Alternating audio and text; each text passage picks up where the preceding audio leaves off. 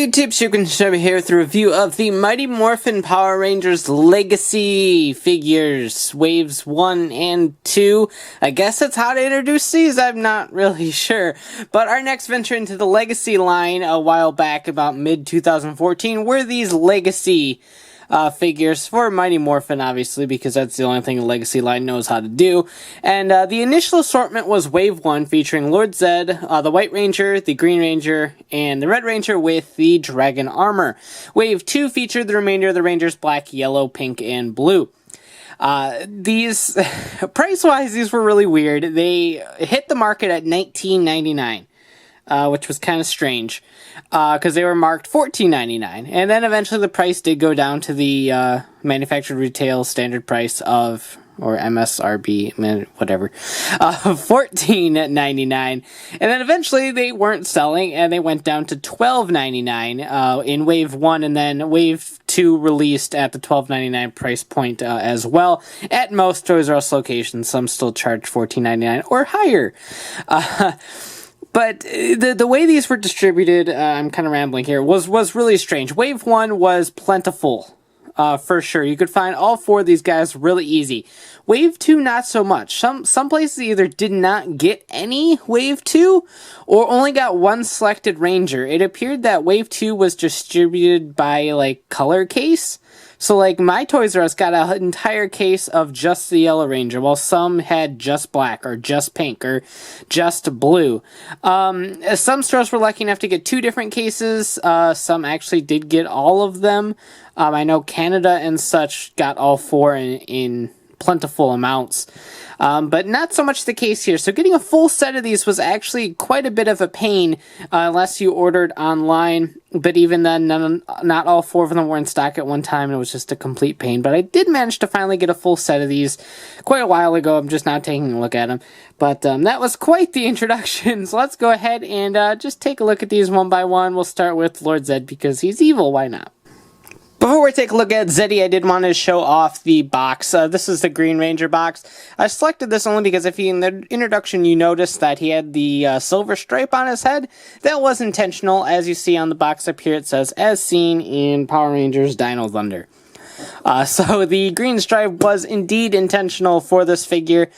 But I'll get to that when I take a look at the actual figure. But each package was done up in the same style of package as the 8-inch figures, or 8-inch or 10-inch or whatever those larger scale figures were during Mighty Morphin. So they're styled after those boxes with the Ranger name and then the color and stuff. Then back here you have a bio, some stuff about the Ranger, the full assortment, the fact that you can make the power cannon, which we'll take a look at right there, and the story of MMPR, in case you still didn't know. Now here's Lord Zedd, and he's actually probably my favorite figure of the bunch, just because he's 100% a new mold. It's still using the Action Hero base, obviously, in terms of articulation, but it is a fully new mold, and it's probably one of, if not the best, Lord Zedd figure we've gotten.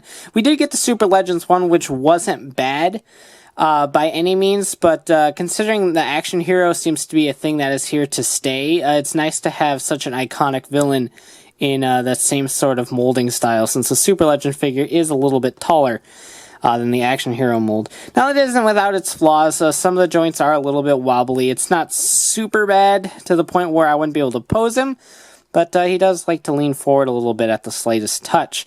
I do like the red used. The red is a little bit deeper of a color than most past Lord Zedd figures. The Super Legends one I actually blackwashed to make him a more accurate color.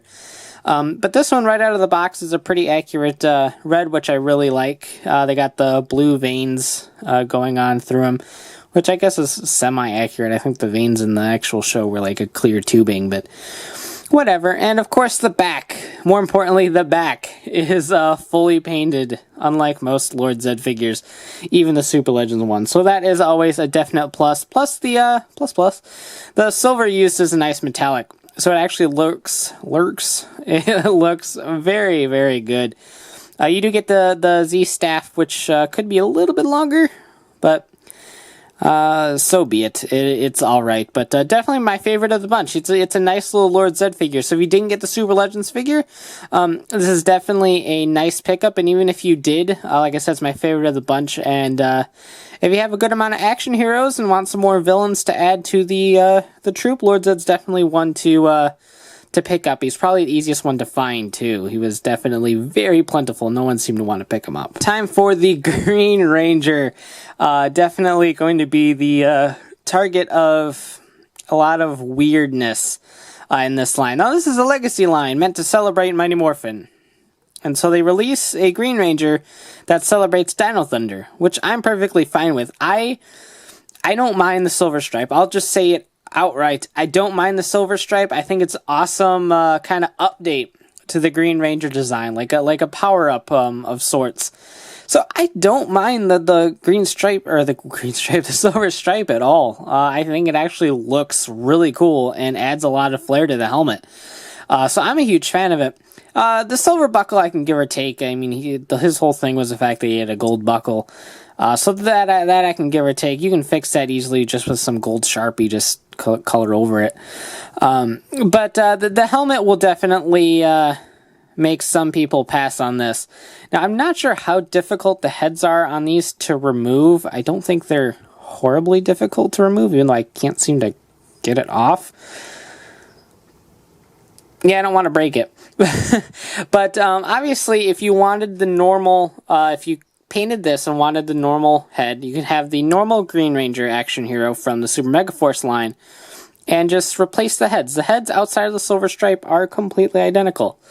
In fact, the figure itself is almost completely identical, outside of the fact that the buckle is now silver, which again you can just paint.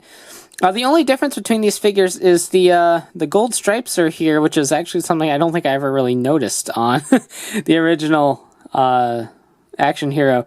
But the gold shield is a metallic gold paint that looks very, very pretty.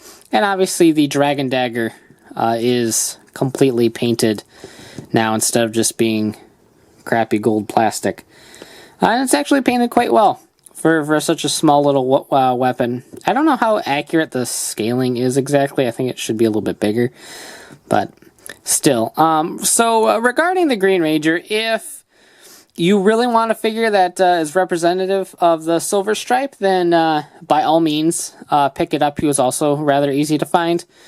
And it's a good figure nonetheless, for those purposes. If you don't like the silver stripe, then obviously this is a super, super easy pass, because you're going to have to sort of kit bash a couple figures together in order to get an accurate metallic Green Ranger. At that point, you might as well just pick up the Super Mega Force one and call it a day. Next up is the White Ranger, which is the only one I can safely say is an absolute pass. And the only real, well, for $12.99, I guess it's not too bad. But the only real reasoning is that if you already had the Super Mega Force one, there is hardly any difference at all. The only difference being the gold paint on the armor here is painted gold on the Legacy release. That is, even the backs are fully painted on both. The only other difference between these two figures are the Saba. Saba is painted on both sides. In one release, on the Legacy release, whereas it's just a white piece of plastic on the normal Super Mega Force one. That is the only difference in this figure. Same articulation, still gets hindered by the armor, so nothing new there. So this is the only release of the figure that I can definitely say is an absolute pass. If you picked up the normal Super Mega Force one already. It's a definite pass. If you didn't, I would go ahead and pick this one up just because you do get the extra paint, and it's only a couple dollars more. So it's not really all that big of a deal. So a fact we'll get to in a moment, the actual normal Rangers aren't really any different from a Super Mega Force release. So instead of releasing the Red Ranger again, but with pretty painted weapons, they decided to go ahead and release the Dragon Armor version of the Red Ranger, which is always cool. It's a design that I really like. The gold and the red work well together, and not to be one of those fans, but I always just really liked it when the Red Ranger got to wield these. So it's a figure I'm definitely glad exists to some extent. As with all of the base Rangers, I really don't like the fact that these are just plug in, and that's it. I would have rather had a holster there, but that's a remnant of using the action hero mold. More than anything, I'm sure if they did a full new mold, they'd probably do a holster like they did with the movie figures. But included with this guy is a nicely painted power sword. Definitely really nice. You can even see the coin in there. It's nicely done there. The same dragon dagger that comes with the Green Ranger. So if you decided not to pick up the Green Ranger, you can still have a nicely painted dragon dagger for your Super Mega Force Green Ranger. And a pretty nicely painted Blade Blaster in the gun mode, which is pretty neat. Obviously not really accurate in terms of the holster, but that is alright. And the dragon dagger plugs in on this side, so you are good to go on this guy. Really nice. If you're a fan of this look for the Red Ranger, it's definitely a figure worth picking up. Otherwise, again, if you don't really care about this design, it's a pretty easy pass. The Super Mega Force one was just fine, and like I said, I'll bring them in. I'll bring him in again when we take a look at the Black Ranger next. But they're pretty much identical, and he's identical to the other Legacy releases. So if you're not a fan of the design, it's a pretty easy pass. But just to compare these weapons real quick, here is the Blade Blaster from the Legacy release compared to the Super Mega Force release. Same mold, just nicer painted, obviously. And here is the normal release of the Power Sword, which is definitely uglier looking by far since it's just red plastic. But the Legacy release is actually longer than the normal Super Mega Force release, which is definitely an interesting touch since Saba and the Dragon Dagger and stuff weren't really modified from their original version. So the Power Sword included with him is actually 100% new mold, which is definitely really cool. So if that's a thing that you want, it's another reason to pick this guy up. But really, it completely comes down to you on that one. Next up is the Black Ranger. Not too much to go over with these guys. All four of these upcoming releases for the second wave of the Legacy figures are all pretty much the same as the actual Super Mega Force Action Hero mold. So nothing too crazy there. As you can see, there's no additional paint or anything like that. It is just the normal figure painted in the appropriate color with the appropriate head. So you're not really missing out on anything by not having a Legacy Red Ranger outside of the Power Sword. So again, if you want the Power Sword, that's all nicely painted. Pick up the Armored Red Ranger. But they match perfectly well. So if you want a team of normal Rangers, your Super Mega Force Red Ranger will fit in just fine. The only issue with the original Super Mega Force one is that you can't actually put a Blade Blaster on the right side because they put the hole on the wrong side. So he's going to be a little bit backwards. But that is the only flaw with this guy. But he matches perfectly well with all these upcoming Legacy releases. So not too bad if you like the Black Ranger. By all means, here is the Power Axe. And he can hold it in either axe mode, as you just saw, or in the gun mode. So he can hold it both ways. And the Blade Blaster, of course, just plugs in right here. So if you're a fan of the Black Ranger, worth taking a look at him. And that's pretty much going to be my recommendation for any of these. If you're a fan of that Ranger or want the whole team, these are definitely worth taking a look at. Wave 1 was kind of hit and miss, and it was a recommendation, but I can definitely recommend all of Wave 2. The action heroes are always a pretty solid action figure for their price, and for $12.99, these aren't bad. I wouldn't really pay the $19.99 they were originally, but it was long $14.99 until these came out. So I really wouldn't pay $19.99 for these. $14.99 is okay, but like I said, the only difference between these and the originals are the painted weapons. And so if paying that much extra for painted weapons is kind of a bummer, I'd rather just have these as normal action heroes without the painted weapons, since that's not really a big deal to me. But here is the Power Lance, and yes, as you can see, it does split into two, so he can hold both of those individually, or combine them together to form the longer lance. And that's actually a pretty decent size in comparison to the Ranger. So props to them on that. And moving along to the Yellow Ranger, it uses the same female action hero mold that we started with Super Mega Force. So you do have the rather plump breastises for the figure, and a rather slim design, but that is what we've come to expect with the action heroes, and it doesn't deter from the figure any. It's still definitely posable, and being a female without the skirt, it means that we have a female mold that can actually spread her legs a bit and pose. So that is nice, since I'll be complaining a little bit about Kimberly when we get to her. Having a female mold without the skirt is definitely a nice change of pace. The skirt definitely ruins it on these the action hero mold. For sure. I hope they do something about that eventually in the future. But included with the Yellow Ranger is the Blade Blaster and the 2 Power Daggers. They do seem a little large. The Power Dagger toys always seem a little large. I don't know if they're just afraid to make them too small or what, but I think the Dragon Dagger is actually smaller than the Power Daggers. So that's kind of obnoxious, but not too bad. She can hold both of them just fine. Like I said, thanks to not having a skirt, she can actually get some action poses going. So that's a nice change of pace. Kim is the only one in this wave that I actually feel the need to complain about. A lot of Pink Rangers, the Mighty Morphin Pink Rangers now, are coming with like an arrow accessory to go with the bow, which is fine if she could get in a pose to where it would actually look like she's effectively shooting a bow. You can't get a pose like that with these figures. So really the arrow accessory is more or less kind of a moot point. Plus it's a huge arrow. It's a pretty big arrow. But anyway, there really isn't anything to do. You can't really hold it there or anything. You can clip it on one of those, I guess, but that doesn't look right at all.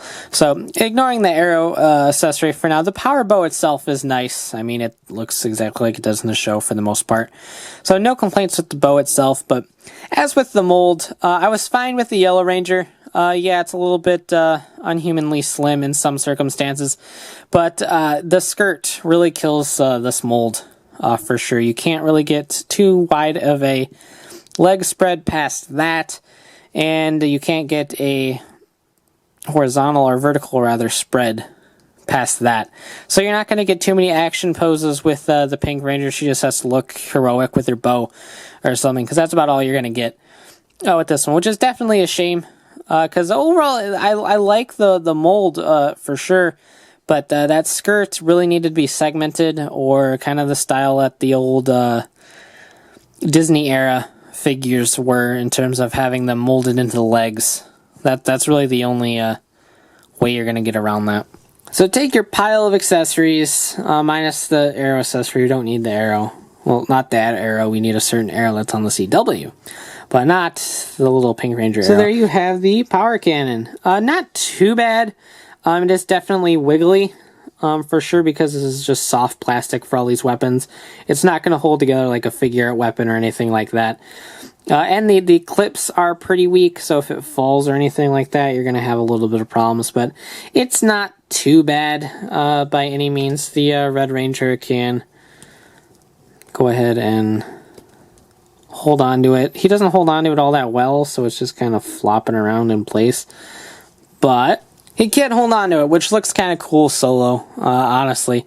But so he can hold on to it just fine. It's not too bad, and it's better than some instances of the power cannon, but I can safely say the Imaginext ones actually hold together better than these. These are supposed to be tilted, actually. And the Figure Arts one is obviously going to be superior to this as well. But for a bunch of cheap rubbery plastic weapons, these definitely aren't bad. So overall, the first venture into Legacy figures is kind of hit or miss. For $12.99, they're not bad figures. For $14.99, you start questioning a little bit. For the $19.99 price, it was kind of a complete turnoff whatsoever. I didn't buy any of them at that price point. I can safely say that if you have the Red Ranger from the Super Mega Force line, the other 4 Rangers are definitely worth picking up, so you have a full team of action heroes to put on display. If the accessories for the Red Ranger are a thing for you, go ahead and pick up the Armored Red Ranger to get his accessories. if that's a thing. Plus, the Red Ranger is a cool looking figure. The Green Ranger is definitely worth it if you want that sort of representation of the fighting spirit version of the Green Ranger. If you don't, then obviously that is a pretty easy pass as well. And the White Ranger, if you want it or haven't picked up the Super Mega Force one, go ahead and pick it up. But if you have the Super Mega Force one, it's probably not worth the double dip. Lord Zedd is a cool figure. If you're looking for more villains, it's absolutely worth a look at the Lord Zedd figure. Still my favorite of the main wave of legacy figures for sure. So some hits, some misses, but if you're a fan of MMPR, you'll probably like all 8. So thanks for watching, take care, and have a great one. Bye.